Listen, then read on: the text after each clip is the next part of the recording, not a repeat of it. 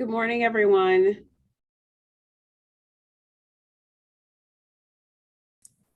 Good morning, Kim. How are you? Well, how are you? Good morning, Kim. Good morning, everyone. Good morning, and I apologize because I was speaking to Mr. Rigger on the other line. So lost. We'll blame him. That happened to me yesterday. So superintendent, completely get it. But you know what? We have a packed agenda, so I would like for us to start on time this morning, if possible. So let me welcome everyone to the Finance and Audit Committee for Hartford Board of Education. I am Kim Oliver, the chair of this committee. I'm joined by many of my colleagues, which include Mrs. Everybody's things now keep changing. Mrs. Daristelle Ledger, Pastor Johnson, Ms. S. Gravano, and I see Mrs. Bello and also Mr. Rigger. I see also Mr. Walker, and am I missing any of my other colleagues? Phil's here. Good morning. Oh yeah, Mr. Rigger, I say your name. Good morning, thank you. I think that is everyone I'm seeing. Of course, Superintendent Chief Penn and many other colleagues and staff from Hartford Public Schools. All right, so just want to really do a quick note. If you guys are used to me at this point, you're probably used to me also moving some things around on the agenda. I want to acknowledge that we do have a special education presentation to get through today. As a result of that, Chief Penn, when it comes to the reports, we may push those reports last, and I may ask my colleagues to ask questions, et cetera, via email if we run out of time. So I just want to go ahead and acknowledge that up front before we get there. But with that, let's jump into items for the regular meeting. Ms. Santiago, actually, I'll hand it to you to go ahead and ask whoever to speak up to do so. Thank you. Thank you. So for the item number one, and I will share my screen, we have the LEAP grant contract. So we have Chief Blackbrook on the line for those. Good morning, everyone, and thank you, Christina. Oh, perfect, Christina. Christina, are you going to share the brief PowerPoint?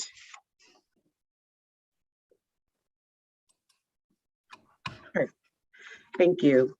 Just so a little bit of background on the LEAP Learner Engagement and Attendance Program. And this portion of it is related to implementation with our partners for home visits.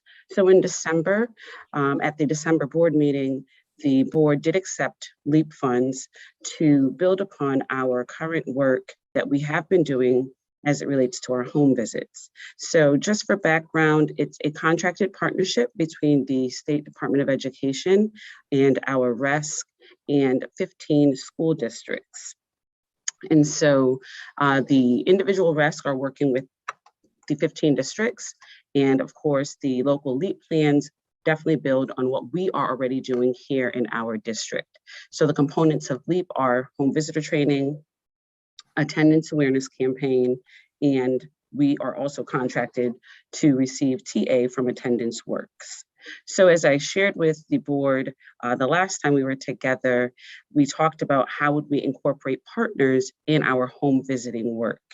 And so happy to report that we have looked to work with 3 partners as it relates to home visiting.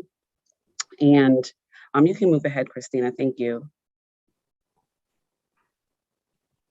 All right, so we are looking to work with 3 partners for home visiting, Catholic Charities, Compass Youth Collaborative, utilizing their Peace Builders, and the Village for Families and Children. So the individual partners, they will work with us to expand our home visiting program. They will also track home visits and report that information using a format that will be provided to them by our attendance, culture, and engagement team. We'll continue to collaborate with school teams to ensure that we are responsive to information that we are given during a home visit. And then, of course, would look to work with school-based teams to complete at least 65% or more of the assigned home visits. And again, that's in collaboration with our district teams. I have provided the scope of services, included a brief timeline.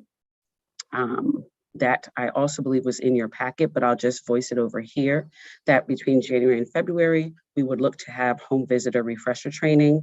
Between February and July, that's the time frame for this. We would begin that outreach and home visiting with our partners.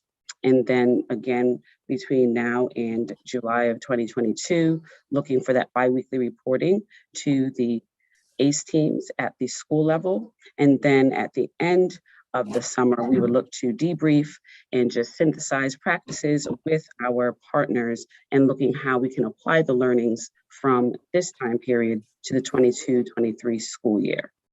Catholic Charities would be supporting Milner and McDonough. Compass Peace Builders, they'd be supporting our comprehensive high schools, Buckley, Hartford High, and Weaver. And the Village for Families and Children, they would be supporting Martin Luther King Middle School and MD Fox. Catholic Charities, the proposed amount is $75,000. Compass Peace Builders, it's $100,000. And the Village for Families and Children is $75,000 for the time period of February through July of 2022. And I'm going to stop there and turn it back over to you, Ms. Oliver.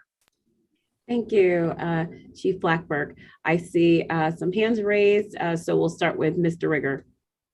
Yeah, good morning. And thank you for the overview. This is super positive.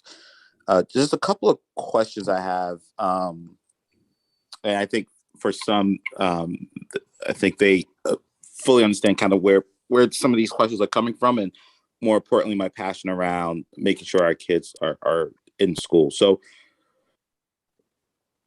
as I understand this, right, this identifies, or this helps identify the cause or the students that are absent, which I think is great.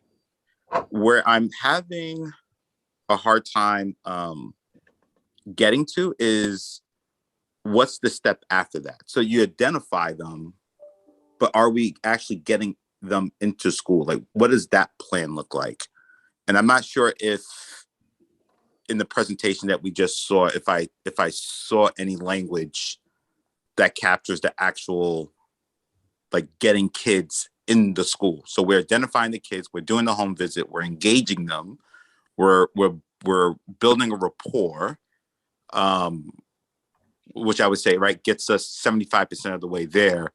Like, what's the next 25% that actually gets the kids back in school?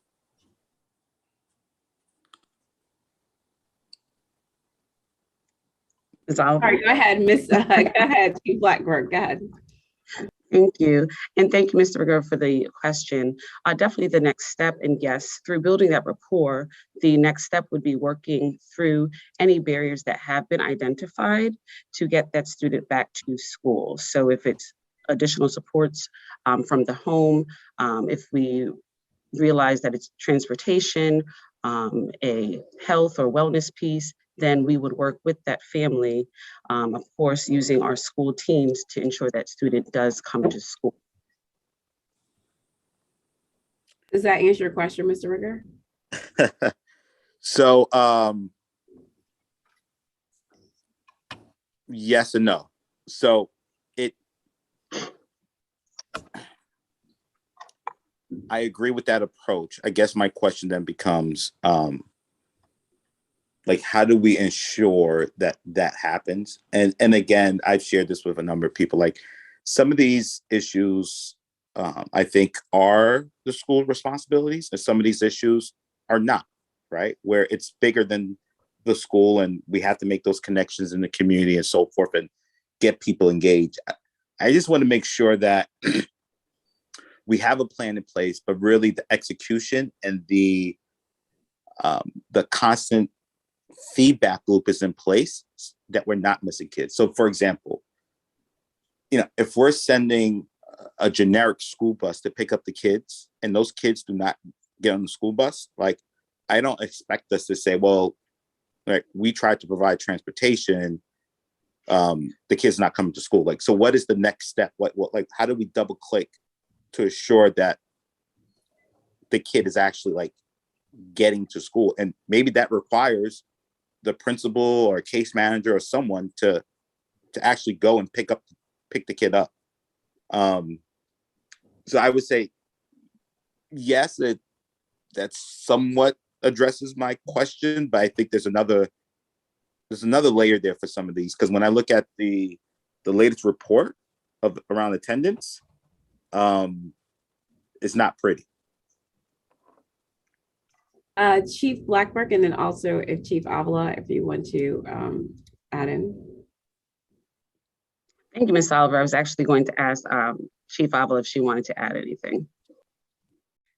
Good morning, everyone. So Mr. Rigger, that's where the ACE team comes into play. And when Chief Blackburn talked about sharing information with the school partners and the members at the school, so that information comes back, and the ACE team is the team that looks at and have weekly meetings and looks at attendance as well as culture and climate on a weekly basis. And depending on the data, then actions are taken and case managers are assigned to a number of kids. So they bucket them usually based on root causes. So for example, if there are 8 students that are having trouble regarding transportation, then that person would deal with the transportation situation.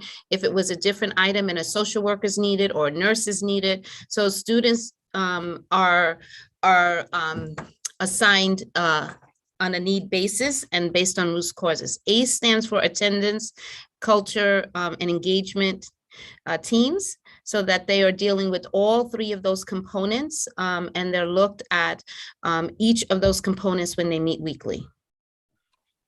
So the follow-up is for that piece. And then the second follow-up, there's 2 other additional follow-up on that piece, is that their executive director of school leadership visits schools to observe those teams and meets with the principals and have one-on-ones.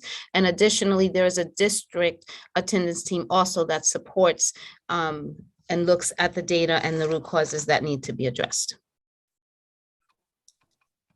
Thank you, Chief Avila. Pastor Johnson. Yes, good morning, or grand rising to everyone.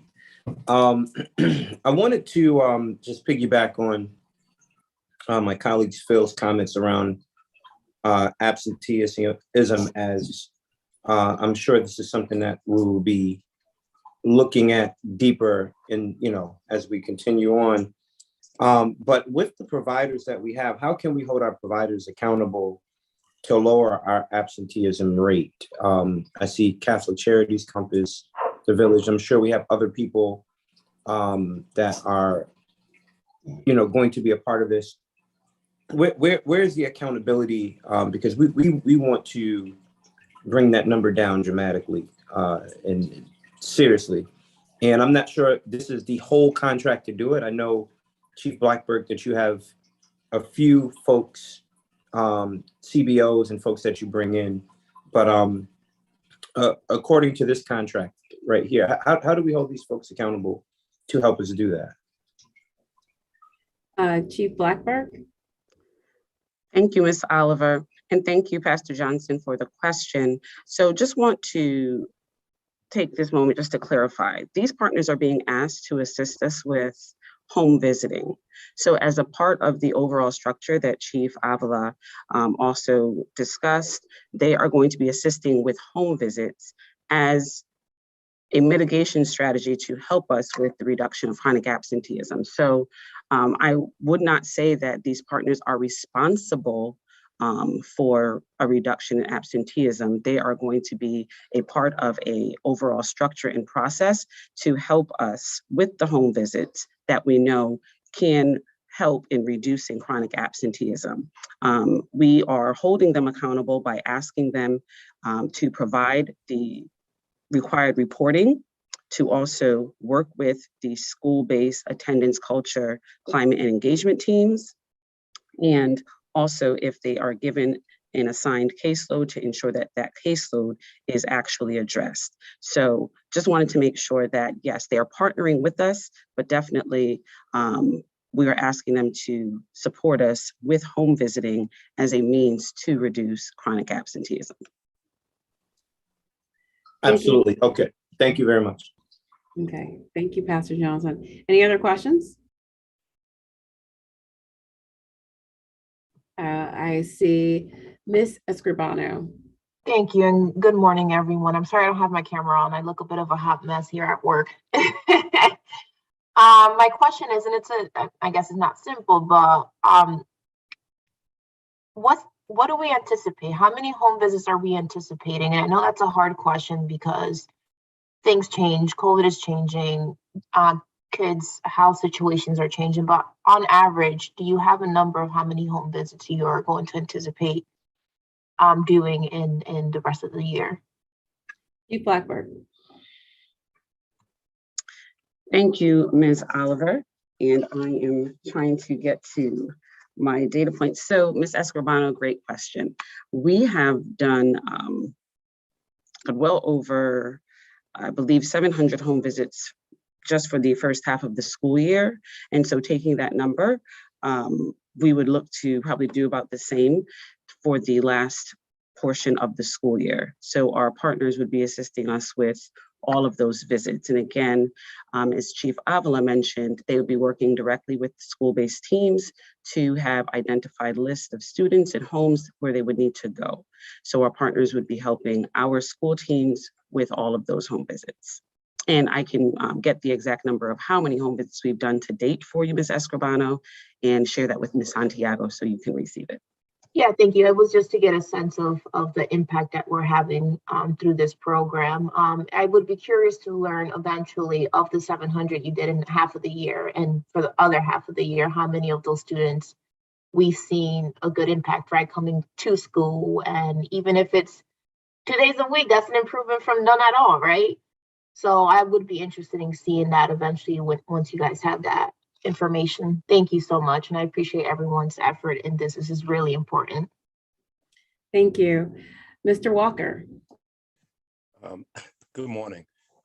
My question is one about coordinating. So it may have already been expressed in earlier discussions, but as I'm understanding it currently, like at a school level, teachers and school staff are already call parents or have list of people they contact as it relates to absenteeism. So is this program coordinated with like the local school efforts too? So we understand like the contacts the parents are getting, who is contacting, how many contacts they're getting. Is this kind of coordinated with local school activities around absenteeism as well? Chief Blackburn. Thank you, Ms. Oliver, and thank you, Mr. Walker, for the question. Yes, so all of these efforts are coordinated with school-based teams and the partner in that particular building. And of course, on our school-based attendance, culture, climate engagement teams, they are made up of individuals from that particular school and led by the building leader. So there is coordination with those individuals as well as the partner. So the partner isn't just going out or not having background knowledge of which students, which homes they need to address. Okay, okay, that's all right. Yeah, that's a good answer. Thank you very much. Thank you, Mr. Thank Walker. you. Ms. Darcel Ledger. Good morning. My question is, if there is a student or students who are currently working with other service providers, when when the ones that you've identified, go and meet with them, are these service providers going to be working together collectively to, if there's already a plan in place, or if there's already service that's being, provided for these students? That's one question. The other question I have is there someone who is kind of monitoring, keeping an eye on what's happening in the community? For example, there was a shooting that took place a few days ago, and it was a young lady, two young ladies actually. One passed away, one is still in critical condition.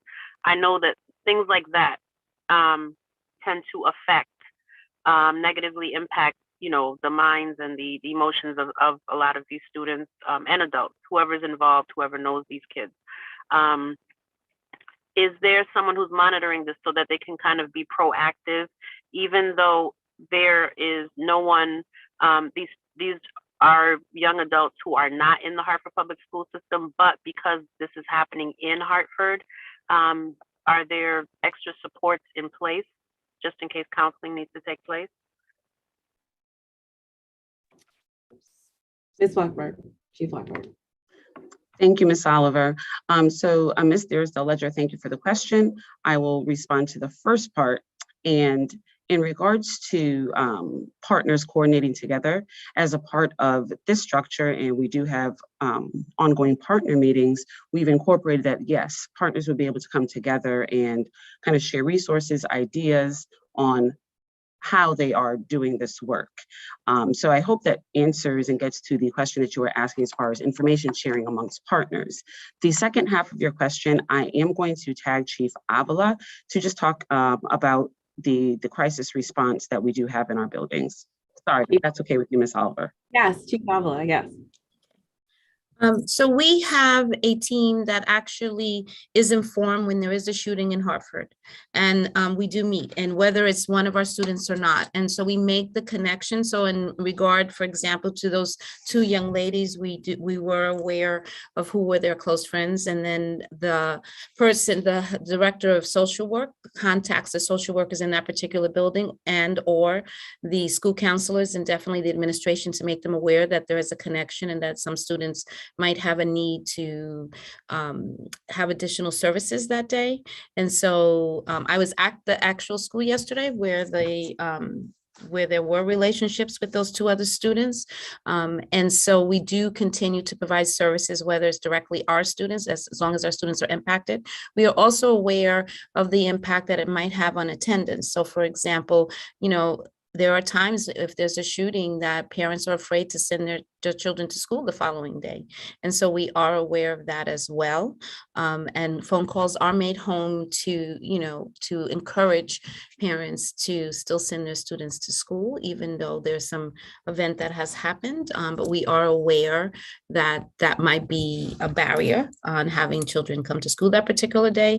We do offer them the opportunity to speak to the social worker in the school building as well, and those events could happen in the community.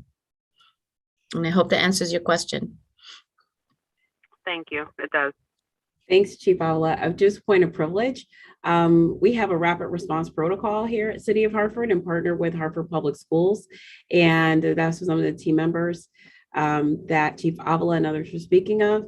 So if there is a shooting or a stabbing of a young person in Hartford who's under the age of 25, there is a group of people who get together, usually same day, but definitely within 24 hours to go through that, including identifying family members, friends, et cetera, who are in the school system and other people in the community. So I think that might be helpful knowledge, Ms. Dearest Ledger. Okay, I want to acknowledge too that we are going long on this. I think because this is a really important topic, which makes me wonder about conversations about us talking more, especially chronic absenteeism. I just want to check in, Ms. Dearest Ledger. Did you get your question answered? I did. Thank you. Okay, thank you. Ms. Escribano. I promise to be quick. It would be good to know. So obviously we know that a lot of our students face a variety of issues: food insecurity, homelessness, bullying at school. This is just compounded issues, and we all know that. I think it would be good to know part of the chronic absenteeism, a breakdown when you're doing these home visits. And I'm sure you guys are already collecting that, but I would like to see that, right? So we know some of it could be homelessness, it can be food insecurity, but also I think one of the things that I've noticed since COVID hit, right? Take Amazon, for example, they're hiring a whole bunch of people, and a lot of the kids are like fast money, whatever, school, right? Like their priority is like money, money, money, or because they have to step up in their household and help with bills, right? So it'll be interesting to see a breakdown of those home visits, how many students are actually working out of necessity versus working just because they want money, right? Among the other things that I've mentioned. Because I really do think COVID kind of changed that a bit, that mentality of our kids working out of necessity versus working just to get money in their pockets and not prioritizing schooling. So I don't know if you guys have that data point or if you've been collecting it, but it would be awesome to see that. So thank you. Thank you, Mrs. Escribano. So teaching and learning, we currently do not have a chair because that was Chairman Stallings. So usually Vice Chair Brody has been doing interim work there. I think that this may be something we want to go ahead and put back on our teaching and learning agenda item, which would include those root causes and drivers, which you're asking about, Ms. Escribano and others, because obviously this is a really important topic. But I want to acknowledge that we probably need additional time to just go through that, because I think that would be helpful. Okay, so, okay, great. So at this time, what I'm going to go ahead and do to my colleagues is it's going to ask, we don't need an official vote, but we like to move this to the regular meeting. Any concerns with moving this to the regular board meeting? No. No. Okay. Thank you. All right. I have no Sorry, issue I was with on- moving it to the regular board meeting. Okay. This is Phil. Yep, And Mr. Ricker. this is probably going to be an unpopular statement here. So I'm actually not in favor of moving this to the board meeting. Because I think it requires more conversation that's just broader than what this contract is. So I just want to be mindful that, so if I heard correctly, right, we have this in place already. We're doing this work. And when I look at the latest dashboard that was provided to us, like the numbers are not great. So my question, I guess, to these three organizations that are identified, and I'm perfectly fine keeping them, but do they have the capacity to do more? Right? Is there the ability to do more? Because as I look at it, what we're currently doing right now probably needs a deeper dive. And that's just my thought. I mean, again, I'll default to the group, but I just wanted to make sure that everyone understands my stance on this. Thank you, Mr. Rigger. So based on where we are going to move it on to the board meeting, the regular board meeting. As a reminder to my colleagues, that does not mean that you're not able to ask questions. Our job here in finance is to vet it from a financial perspective and for us to have enough context of what's going on to understand that. I think, Mr. Rigger, to your point, you're also getting to a bit of like return on investment and some benefit analysis and that work. And Chief Blackburk and Superintendent, I take that you guys will be prepared to provide some additional information when we get it to the board meeting. So we'll go ahead and move it to the board meeting and well, it goes to the board leadership for the board meeting. And if anyone has any other questions though, because this is an important topic, I please highly encourage you to send your questions to Christina Santiago, and she will get that over to staff. Again, you can ask any question you want at a board meeting, but just in case you're looking for something specific that will help in being able to make your vote, please go ahead and do that. Okay. All right, so the next agenda item was going to be 1.02, but we're going to go ahead and table that agenda item for now. So please note that's tabled for now. Moving on to agenda item 1.03, Ms. Santiago, who's going to be speaking to this? Oh, the superintendent will be. Okay, superintendent, thank you. Good morning, everyone. Thank you. This is funding that Travelers has provided so that we can scale up the pilot that we did last year, which is to recruit teachers, specifically bilingual teachers in Puerto Rico. We had a very small pilot, given that actually not last year, the year before that, when the pandemic was starting. And it was a very small, it cost less than $10,000 for us. We were able to actually hire 3 teachers, and we are looking to expand that. Initially, we were looking for what we call TESOL teachers. Those are teachers who teach English to speakers of other languages. We are now expanding that so that we can have bilingual teachers across all content areas. And the program, the design calls for job embedded professional learning, one-on-one supports to teachers that were able to onboard, mentoring, also funding for alternate routes to certification if they need additional certifications. We are partnering with the Teachers Village as part of this design, so that in case teachers need initial support with housing. There's also, we're applying the signing bonuses that we've been offering to other teachers as they onboard into the district. We were aiming to secure at least 10 teachers. We are hopeful. We want to obviously get more. I know that there are challenges happening on the island with regard to teachers and looking for better wages. So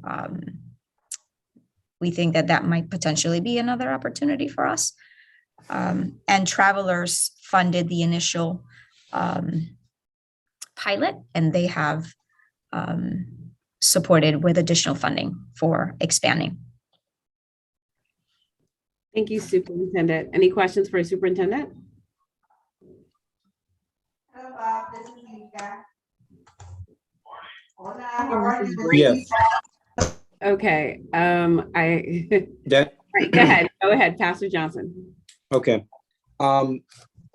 So you're trying to expand it. Can you just give me just some color on what expanding it looks like? Is it, I mean, obviously you expand it because it's successful, right? But can you provide some color on why expanding it is of interest to us?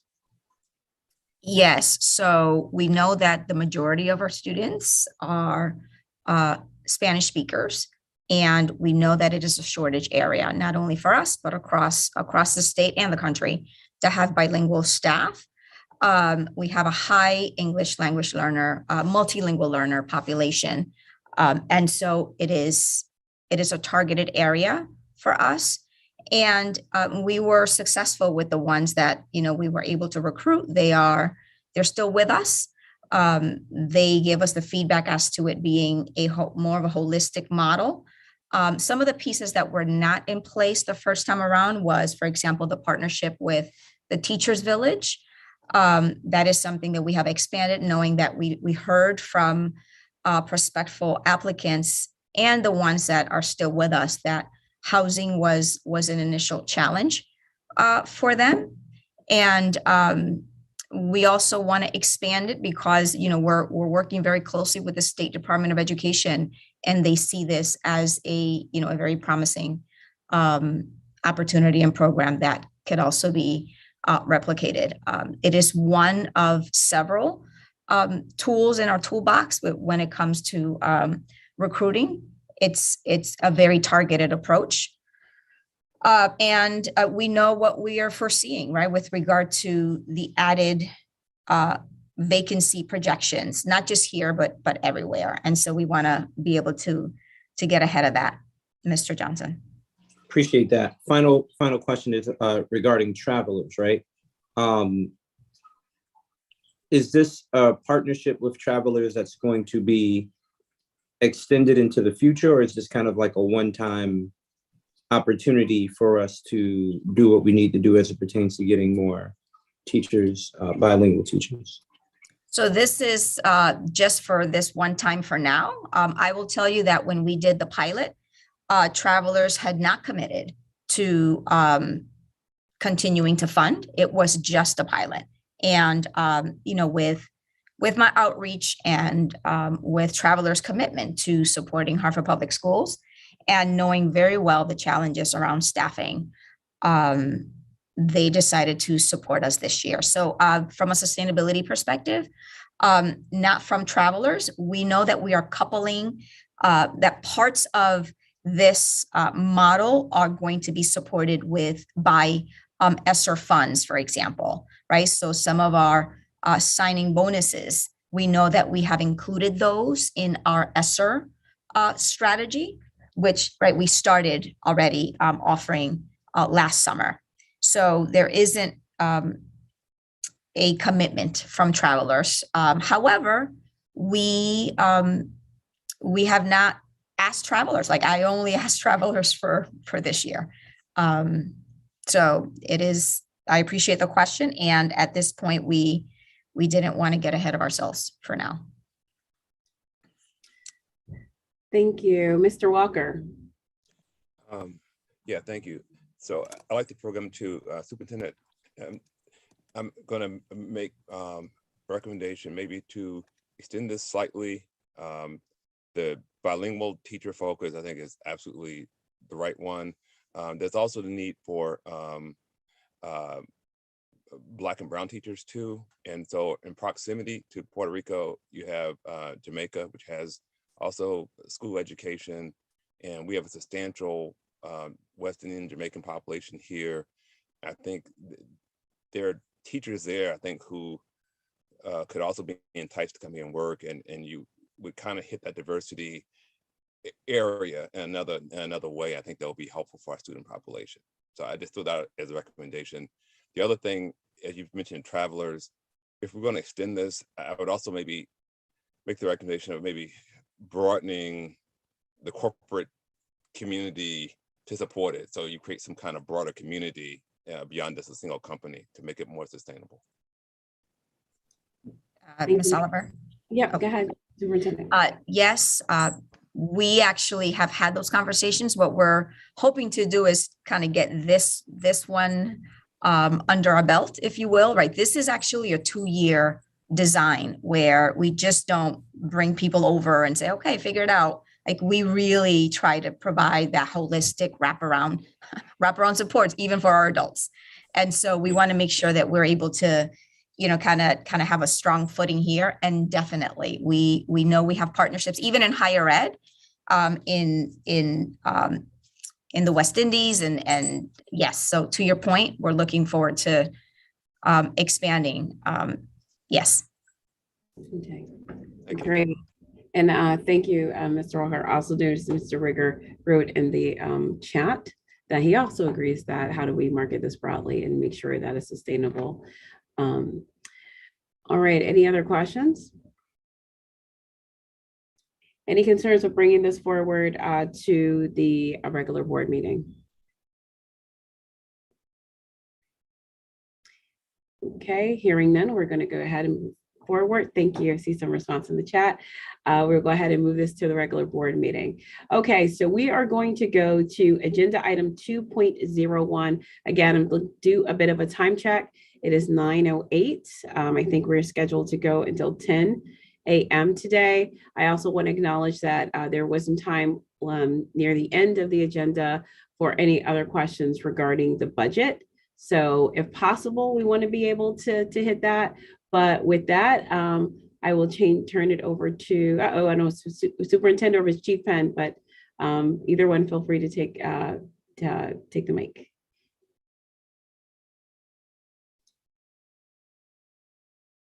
Unless it's someone else. It's me. It's me. I was just getting my screens together here. Wait, we're moving to the presentation. Yes, just confirming. That's correct. We're going to 2.01. Yep. Wonderful. Christina, can you help me out with the slides, please? And then I just want to make sure that I introduce we have our partners here from ERS, Education Resource Strategies. Let's see, I see Jess O'Connor, Kristen Ferris. And as you know, they have been working with us on all the angles of our financial sustainability work. So they'll help answer any questions that you might have.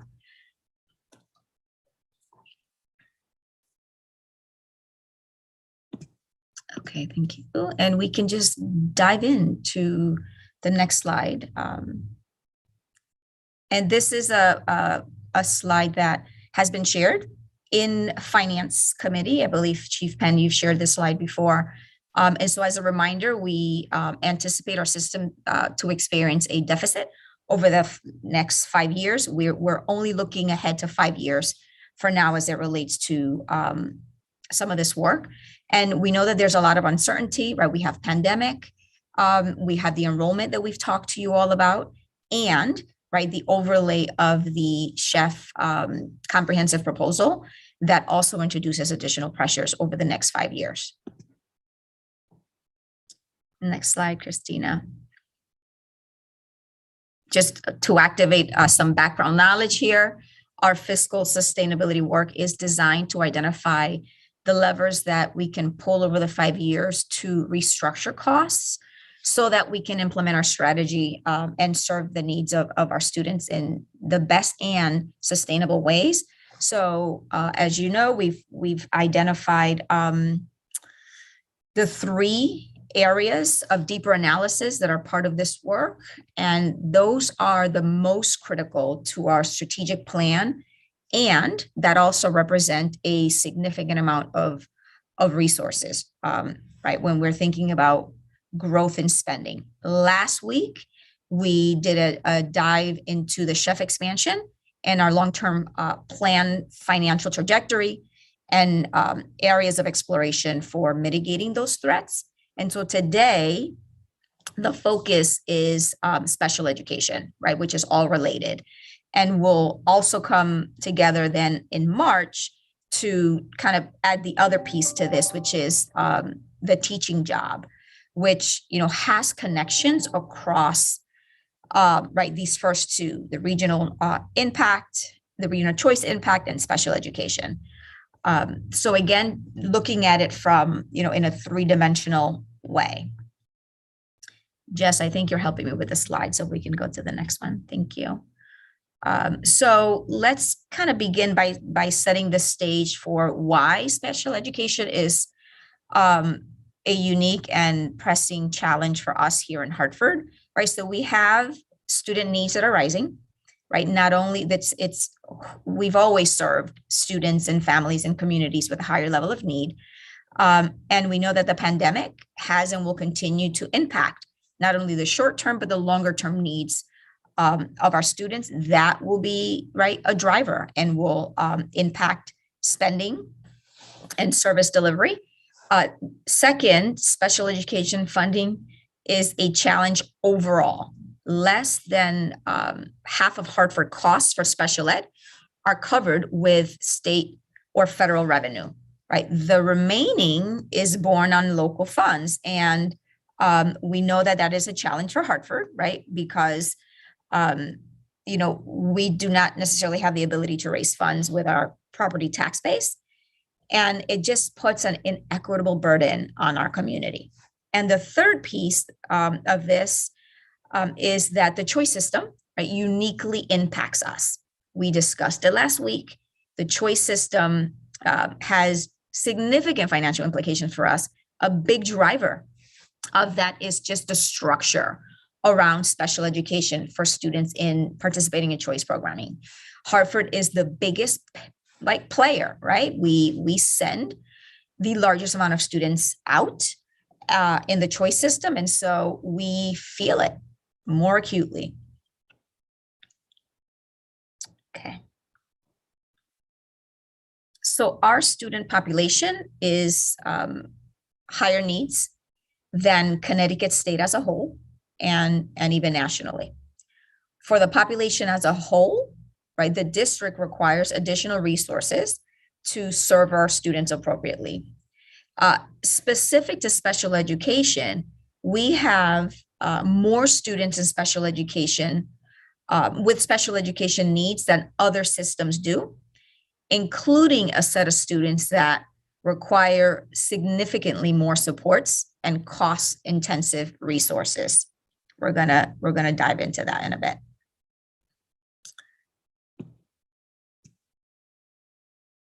And because of the high number of students with disabilities, and because of the high number of Hartford students participating in the choice system, right, we're uniquely impacted by special education funding structures. Because of the way Connecticut funds special education, we bear a significant burden of costs for serving our students. And so we wanted to give you here kind of like different case scenarios here for costs in district, for example, student A at the top there, and B in these examples, only 52% of costs are covered by the dedicated state and federal revenue, right? So for students in outplacement, right, those are students in need to be in an outplacement to meet their higher level of need. So let's take student C, only 35% of all costs are covered, meaning that we will pay for the rest of those costs with our local revenue. And this is because costs for the outplaced students are very high, and the amount of revenue that we receive, including through our excess cost grant, is only enough to just partially cover the high costs. Also, the impact of the special education funding system is worsened, right, by the choice system. So Hartford has many students enrolled in non-HPS, Hartford Public School Magnets, and in open choice. So we're going to dive a little deeper into the details of the costs for those students in that bucket. But I just wanted to note that for students in open choice, like student E at the bottom, the percent of costs that Hartford must pay through the local fund sources is even higher, because only 28% is covered. So it's higher than for students that we serve in our schools, because we don't receive the same revenue for students in open choice systems, right? So Hartford only receives half of the ECS funding for students attending open choice schools. I know that's a lot, and I see, well, Ms. Oliver, Yes, I'm not I was gonna say, protocol, yeah. just want to check on protocol. Yes, thank you. Yeah, I did a set protocol earlier. So I know that this is a meaty presentation. So I just want to, I don't have a video on, I just want to acknowledge that. So we probably need to do a couple of pauses, Superintendent, as we go through. And I do see Ms. Brody, her hand up. So I want to recognize Ms. Brody. And however, if you guys want to continue on and pause where you think is appropriate. So let me ask the superintendent that. Superintendent, is this a good place to pause, or do you want to do it? Because the entire presentation still has a lot to it. So I do think we need to have a couple of places just to check in for questions. The superintendent, let me know if you want to continue to go to the next slide. Let's do a shorter pause here, just because a lot of this is just context setting. Okay. So let's go ahead and do that. So Ms. Brody. Okay. First, I just wanted to say, because we reference, we send out kids, right? Parents choose to send out kids. Like, we're not in control of, that's the parent's choice. They leave. And I always, when I have the opportunity to say, we have to make parents want to choose us, right? But the question I have is, like, each year, or multiple, it might be more than once a year, we get, this type of presentation.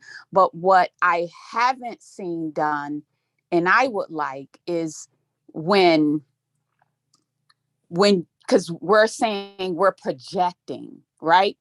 But we never get, it is never a time that we say, well, this is what we projected, and compare what we projected to what actually happened. That's helpful for me to know, were we projecting right? Were we a little off, and why that was? So it could have, because we always see, oh, we're not gonna have enough money to cover this and cover that. But we never get that same check back on that presentation. This is what we projected would happen, and it didn't, or it did. It was actually more of a deficit. It actually wasn't a deficit. So I don't know how that could be done, and I don't know if that'll be taken care of with some new reporting that board members will have access to. but that actually would be happening. Because we always get like really, oh my God, we're going to run out of money. But then throughout the year in our discussions and talking about money we're getting, accepting, and we never go back to the actual projections that were made. That's my question. Superintendent.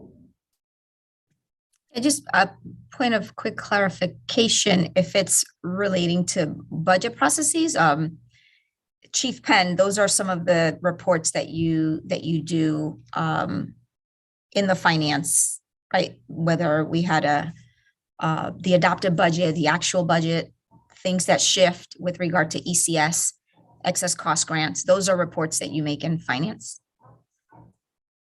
That's typically the case, yes. Okay. So I think that, and Ms. Brody, I don't want to speak for you, but I think it sounds more like in perhaps the format of what is being presented, because the information is presented in the report, but I don't know if we do a look back, especially on SPED. And Ms. Brody, I don't know if that's what you're getting to. Yes, because in finance isn't a total, you can get lost because you're like, okay, they're talking about this, but where was that?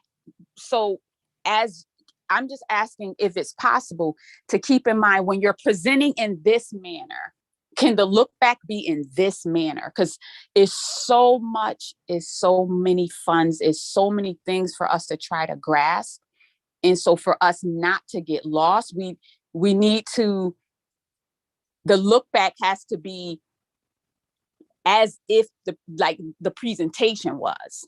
That would be more helpful to me instead of, it could be a report back and it could have some of this and some of that. But I have to think about, okay, on that report, it was referencing this, and I don't want to have to cross lines and find it. I want, if it could be, the look back could be just as if it was when it was presented to us. That is helpful for me to try to keep track for myself. Got it, Ms. Brody. So we'll continue to work with Chief Penn and his staff, and when it comes to especially special ed in particular. I do want to quickly acknowledge Ms. Darisol Ledger, and then we probably need to move on with the presentation. Okay, thank you so much. I wanted to ask a question because I'm going to have to be leaving soon. But my question is, what is the financial impact for example, for parents who teach in another district? So if there's a teacher who lives in Hartford and works in Stamford, and their child was a Hartford Public School student, and because Stamford is closer, not closer, but Stamford is where the parent works, and the parent is able to bring their child with them to Stamford. What is the financial impact on the district? That's one question. And the second part of the question is, if that student needs special education services, who pays for that? And is it, how does that work? And is Hartford Public Schools, are you tracking that particular piece? Superintendent. Yeah, I'm going to try to answer then, Chief Penn, if correct me if I'm wrong. So a student, Stanford, for example, is not part of our choice, regional choice system. And so I am not aware that we pay out for a student attending, in this example, Stanford Public Schools. If a student needed special education services, they're a resident of Hartford. And so we would need to, be part of that process as a district. Chief Penn, did I capture that? Yeah, I think so. And I'll probably use the example of Canton because I worked there and that was part of the open choice system. Canton had 120 Hartford students attend the open choice program there.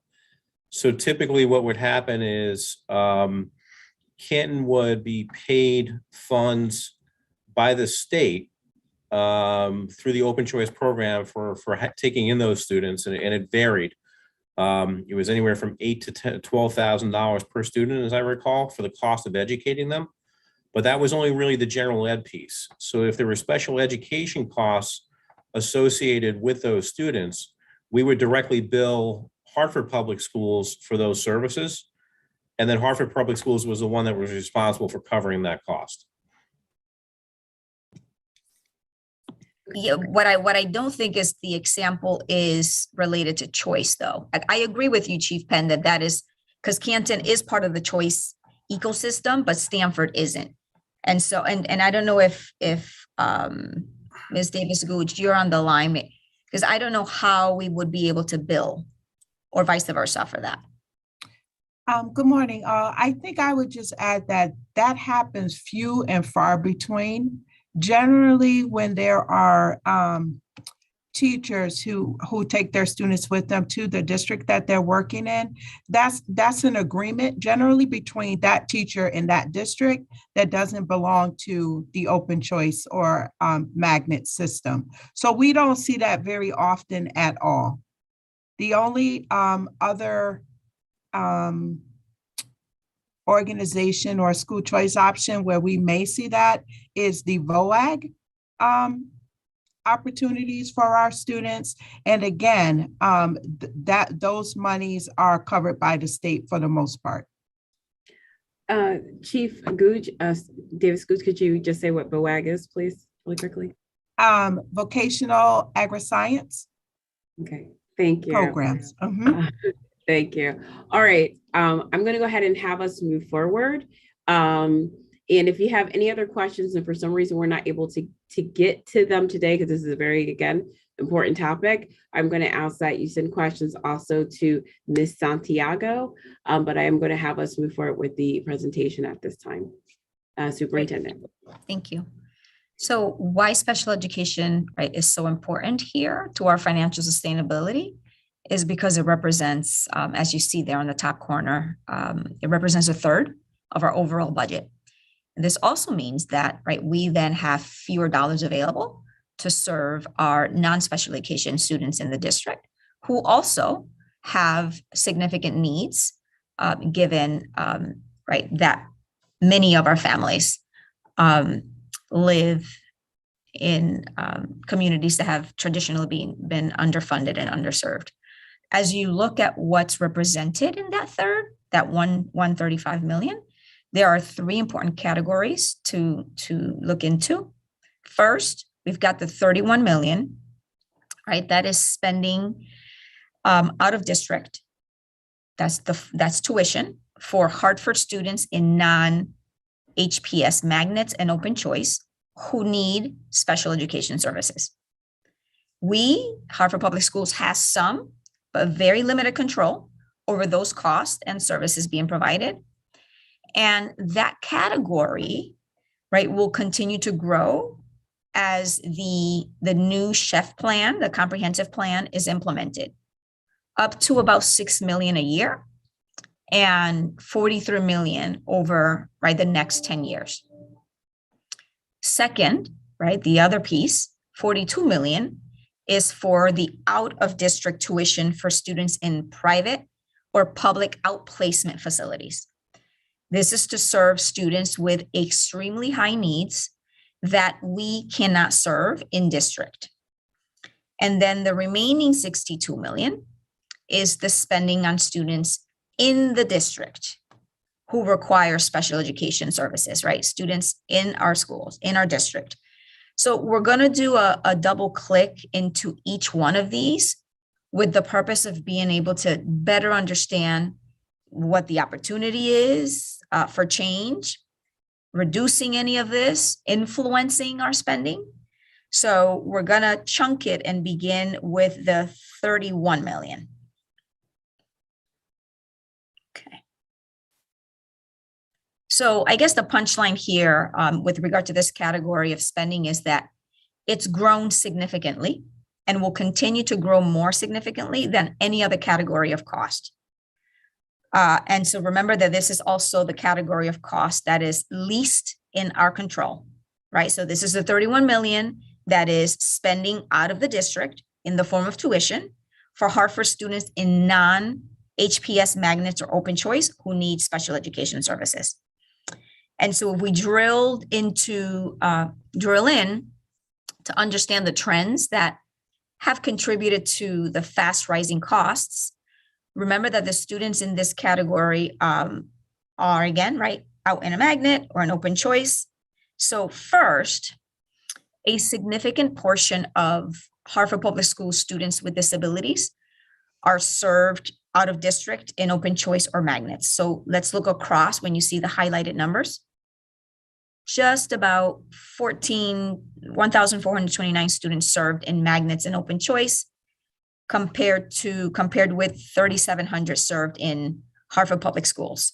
Right, so this is a unique situation that we face unlike any other district in the state. And I mean, ERS will point, even many in the nation. So this is very unique.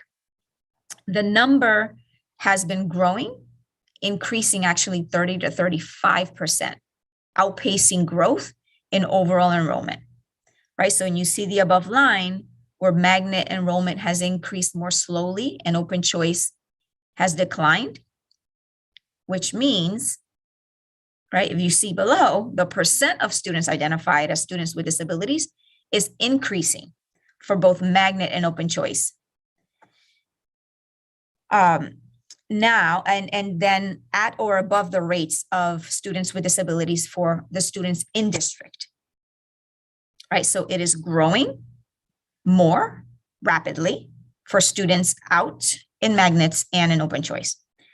And now let's look at the last row, right? So total costs are rising even faster than the increase in students with disability enrollment at the same rates for both systems, because as a proportion of students identified are rising, tuition costs and then the services being provided are also rising.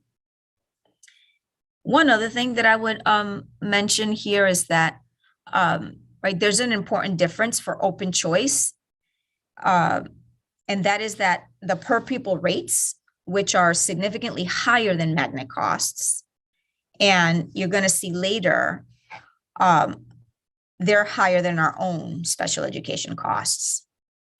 So as these trends continue, especially with the comprehensive plan, the new plan that's being proposed, the percent of all special education dollars that Hartford is spending in this bucket, right, will grow. Remember, this is a $31 million bucket. And we have the least ability to influence this category of spending. And so it is not just a sustainability issue for us, it's also an equity issue. For our students in the open choice system, we are being charged more to serve them in other districts than we spend on average on students in our district, right? 19,000 versus 23,000. And we receive half the state revenue for special education dollars for students in open choice, right? 50% of ECS, of which 22% is targeted for special education. So we bear, right, an even greater encroachment burden. And many of the districts that students choose to enroll in through the open choice are, by most definitions, wealthier towns and districts, and have fewer special education students overall than Hartford.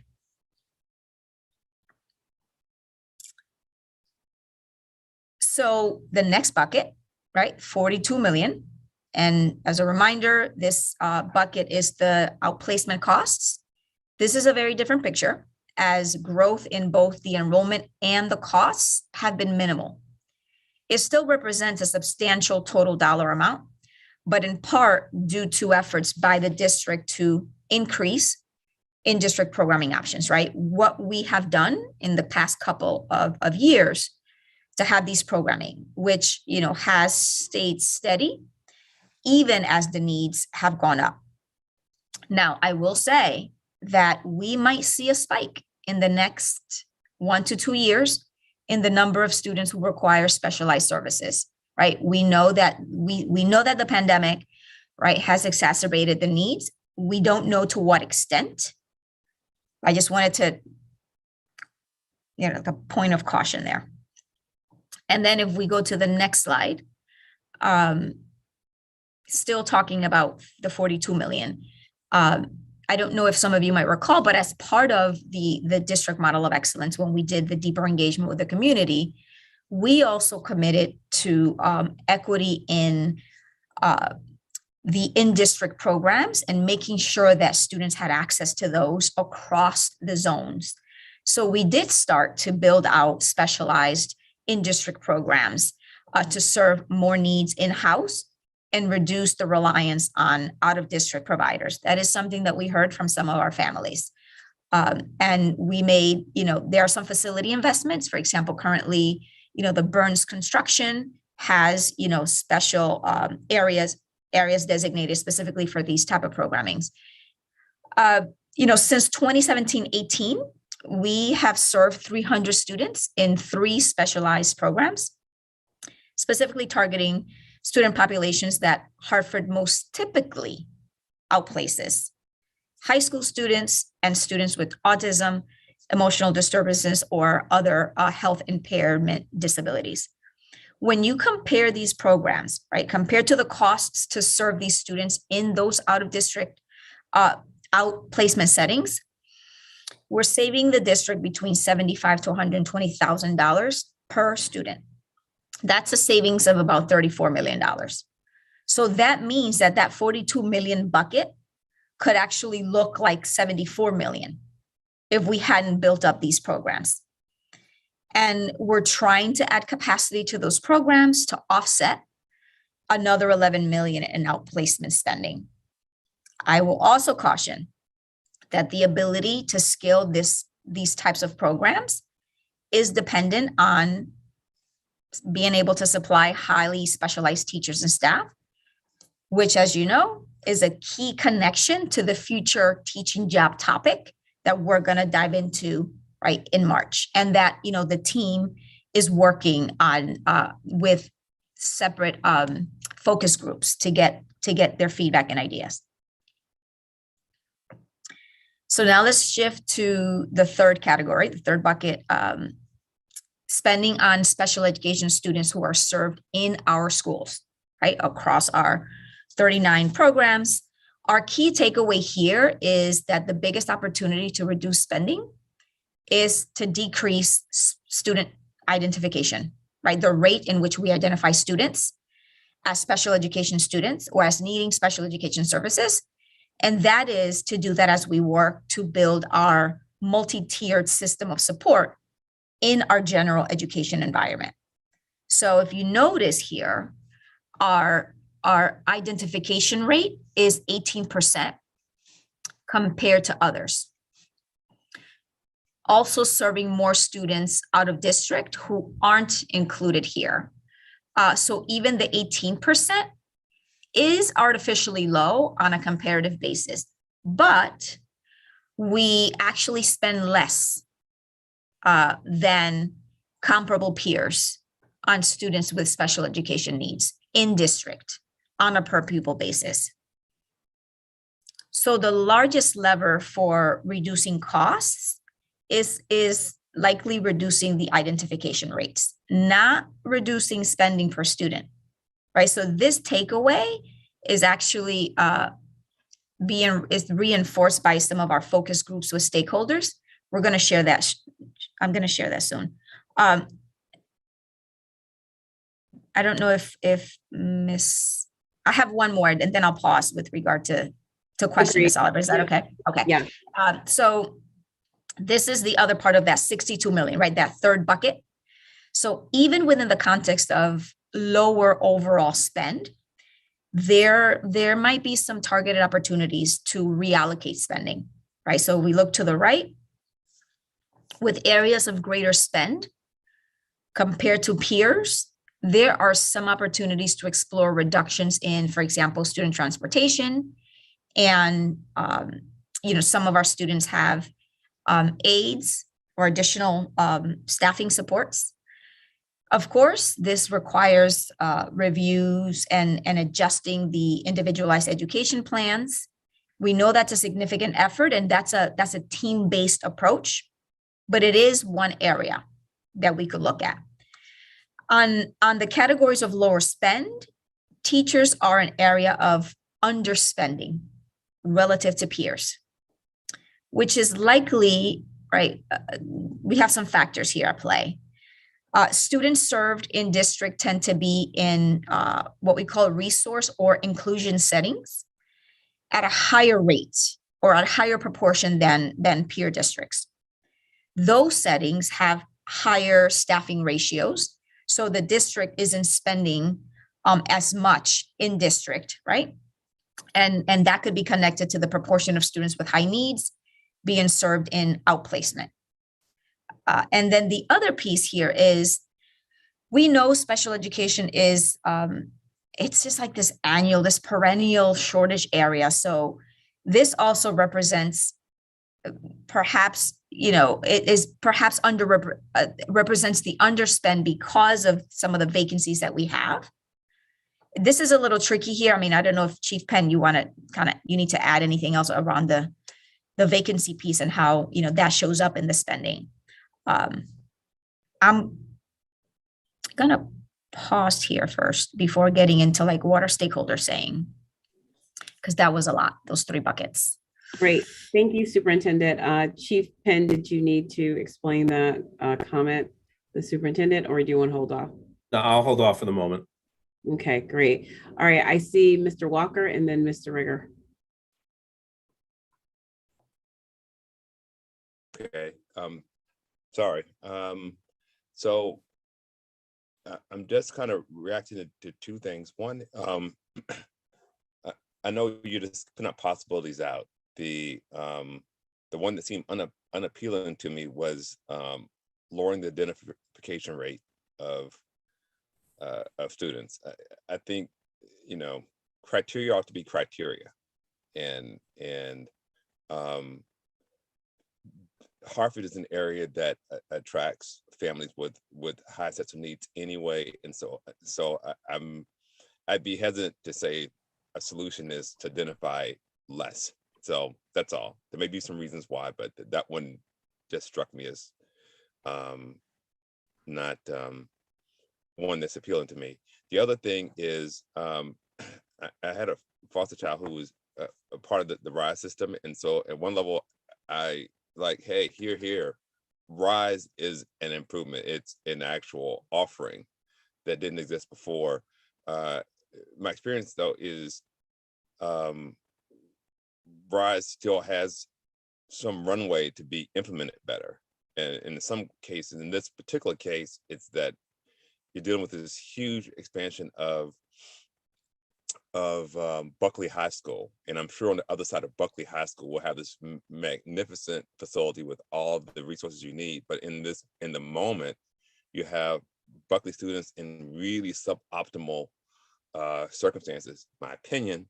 And as such, the RISE program that exists within Buckley is also kind of not optimally rolled out. And so it struggles to deliver some of the benefits that it should. So I'm putting it out there too, that there may be an opportunity to do some more targeted spending to create better resources for these special populations, because maybe they can't wait the 4 years until, Buckley's fully up and running.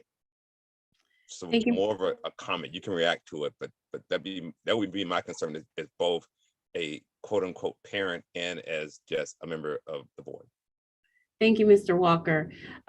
Superintendent, because there have been a couple of questions regarding the identification rate and reducing that, and wanting to better understand that. So can you be maybe a little bit more specific, or speak to how we would still be able to meet the needs of our students, but reducing identification rates? Yes, we actually could probably share a slide that speaks to the identification rate. So as part of special education, there's a continuum of supports. And before a student is identified as needing special education services, we want to make sure that we have the multi-tier, the system of supports and interventions across all of our schools that are being implemented with Fidelity, rather than, a student that, for example, is experiencing, let's use an example of behaviors and highly concerning behaviors, and that the immediate response is, well, this student, for example, needs to be outplaced, and making sure that we have the entire continuum in place before, identifying a student. So if we look here in this slide, right, we are, as part of our strategic plan, right, investing in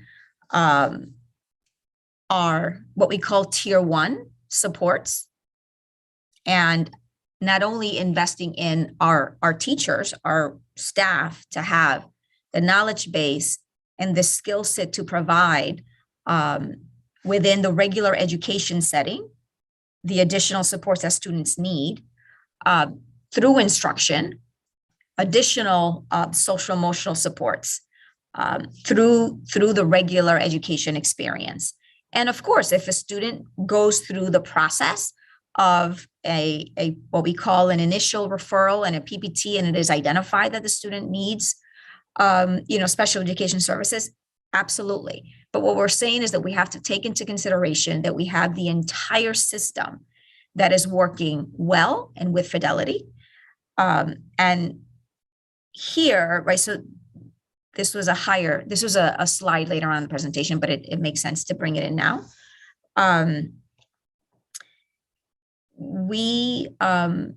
One of the potential legislative action here that the state legislature could take and should explore to mitigate the impact of these challenges is, could first, to increase funding, particularly in the excess cost grant, which has been, underfunded for several years, given the high needs population that we have.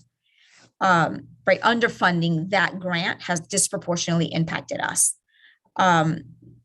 We also could look at, increasing funding and resourcing and resources for us and other spending and other sending districts to be more active players in special education decisions, especially in open choice districts, right? This might not necessarily change the cost structures, but could increase our oversight and input into some of those decisions that we're ultimately fiscally responsible for. So want to clarify, we're not saying we're not going to identify students that need special education resources. What we're saying is that we have to look at it from the entire, continuum of supports that are being provided. We know that, right, one more thing that I'll add is some of the stakeholder focus groups that we've been doing.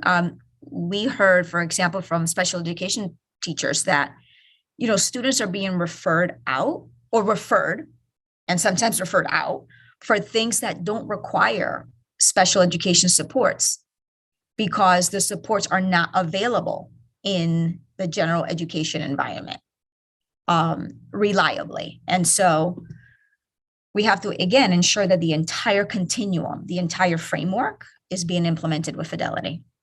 And I understand also that staffing, right, is also at play. Thank you, Superintendent. I don't see any other hands raised right now, so why don't we continue with those slides you mentioned from your focus group? So let's just do a quick look here. We host a series of focus groups on 3 topics: student interventions and special education, the teaching job, and high school design and programming. And so let's look at specifically some of the themes, right, regarding MTSS multi-tiered system of supports, right, supporting students in general education and kind of going up into the tiers depending on the level of need. So MTSS, district-wide focus on the materials and the guidance for the systems of support and the interventions. Right, so what we're hearing is that now that we have a district focus on how do you do it, what are the materials, and that has been helpful. We also hear that more students are in crisis. There aren't enough resources to support the level and the intensity of need in general education, which results in more referrals. With regard to the other theme around there's this connectedness with the teaching job and staffing, right? We know that we have staffing shortages in special education and for positions in MTSS, interventionists, for example, and that have, impeded our efforts significantly. So we're, continuing to focus on our recruiting efforts, incentives, the pipeline development that's necessary to support student needs, in-district programs to serve our high-need students. Our bright spot is what we heard, but the demand is higher than the seats that are available right now. And again, right, we have the staffing challenges at play. The teaching job support piece, targeted professional learning areas, MTSS, the guidance, the supports, collaborative, expert-led time is what we've heard. Investing in high-quality special education resources and materials. We heard that, about the special education process being slow and burdensome for some special education teachers. There's a lot of time on, PPTs and some paperwork. And then could we leverage the one-on-one paraeducators to reduce the reliance on one-on-ones as an accommodation, right? Could we use paraeducators in a different way to provide more classroom-based support versus, just the one-on-one? Of course, the challenge there is if an IEP requires a one-to-one para, then of course we have to provide that. I think I see some things in the chat. Oh, and they're being answered, Superintendent. Oh, sorry. Okay, trying to go back and forth. Okay, thank you.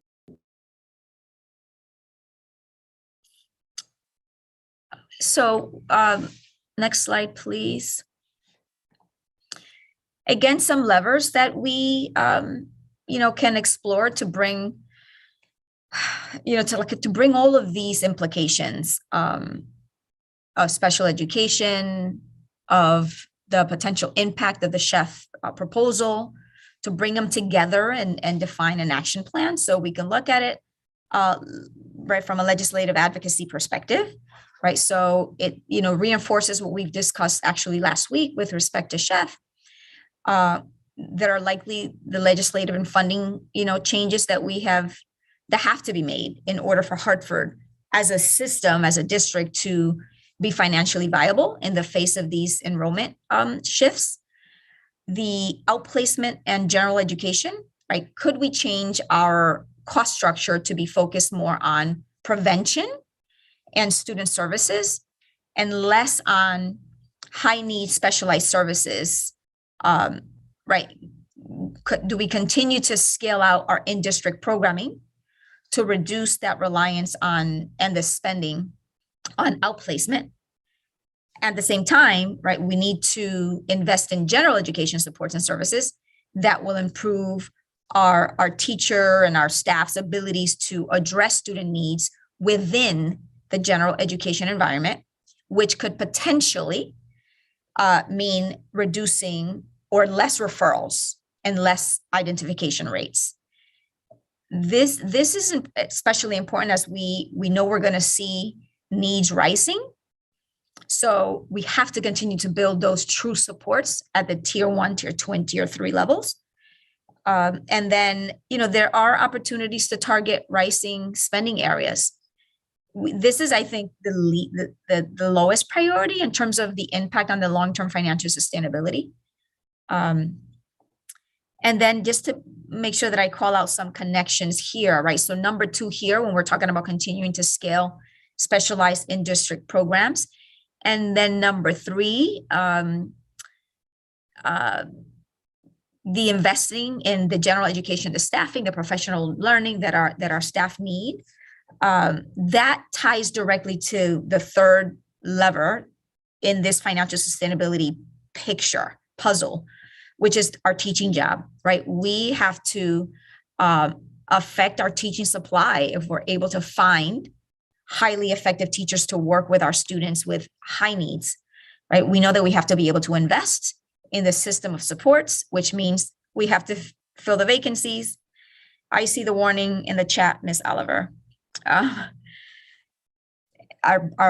last thing I'll say is our March board workshop is focused on the teaching job, right? Well, we're gonna be sharing out some of the thinking on how we can reimagine the teaching job in ways that support financial sustainability. I already shared the next slide. Okay, so then lastly, let's see. I think I already, this is, spoke to this, okay, which is where we're headed. What we talked about today, and then when we get together in March, we'll add the other piece, which is teaching job and some of the learnings there. I know that was a mouthful and a lot of information. Thank you, Superintendent. It was a lot of information. So to my colleagues, we will not have more time for this meeting for questions. I highly recommend everyone go through the presentation. We have the slides that were sent to us previous to the meeting by Ms. Santiago, and send questions to Ms. Santiago. The other thing, what we're going to do at this time is looking at our agenda. I'm going to hand it over to Chief Penn for a couple of quick announcements.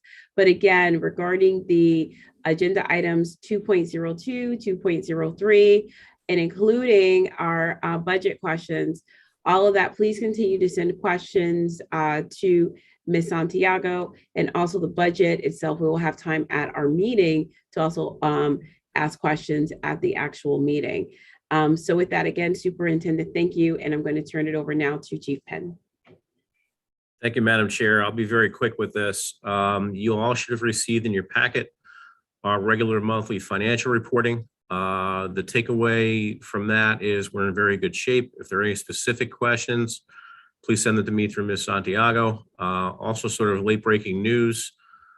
We do believe we're tracking toward a fairly large surplus for this year, perhaps somewhere in the neighborhood of 8 million or so. That's kind of new territory for us recently, I know.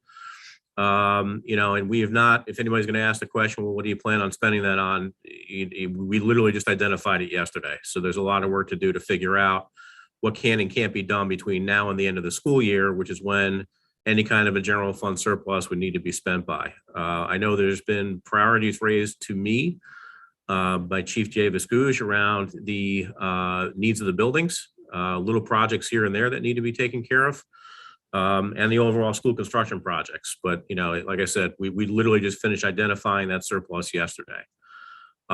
You should have also received through Ms. Santiago 4 different exhibits from me related to budget questions that were raised at the last meeting.